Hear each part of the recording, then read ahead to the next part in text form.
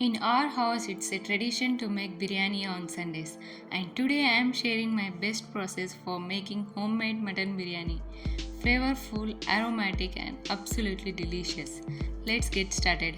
First, I am adding 2 tablespoons of ghee to the pressure cooker. Once the ghee melts, I am adding whole spices and also 2 slits of green chilies and sliced onions to the cooker. Stir them well and cook on medium flame until they turn golden brown. Here I am grating the nutmeg to increase the aroma. Cook the onions until they turn golden brown.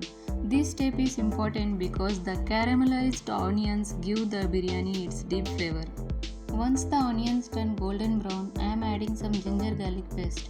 Stir well and saute until the raw smell disappears. This enhances the flavor to the biryani. Now I am adding chopped tomatoes to the cooker. Mix well and cook until they turn soft and mushy.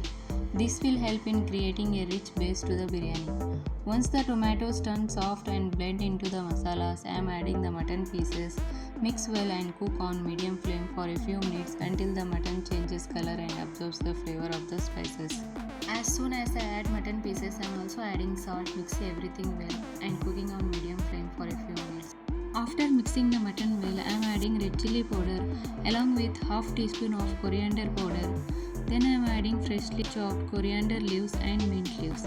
These fresh herbs and spices will give the biryani an aromatic and flavorful punch.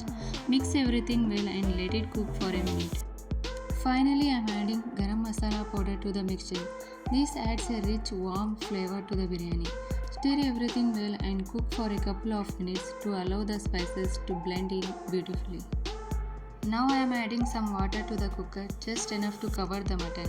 Once the water is added, I am closing the lid and letting it cook for few whistles on medium heat until the mutton becomes soft and tender.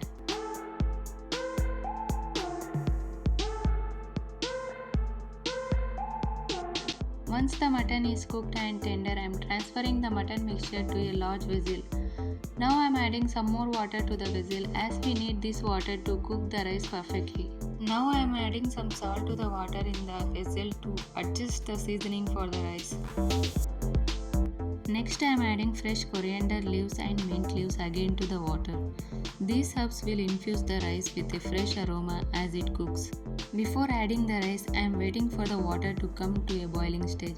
Once it starts boiling, I'll add the soaked rice to the vessel, ensuring it's evenly spread out.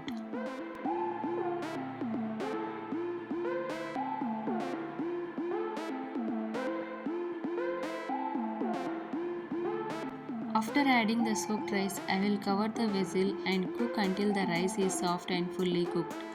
This will take a little time, so be patient and check the rice once it's tender.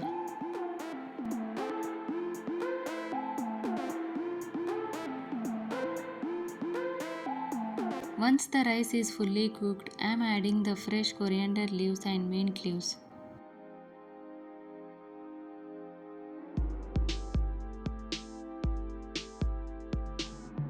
I am also adding brown onions and a handful of fried cashews and almonds for extra flavor and crunch.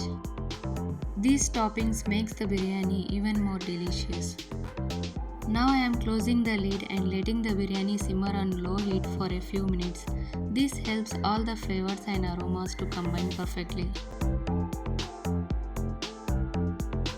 And that's it. Your homemade mutton biryani is ready to serve.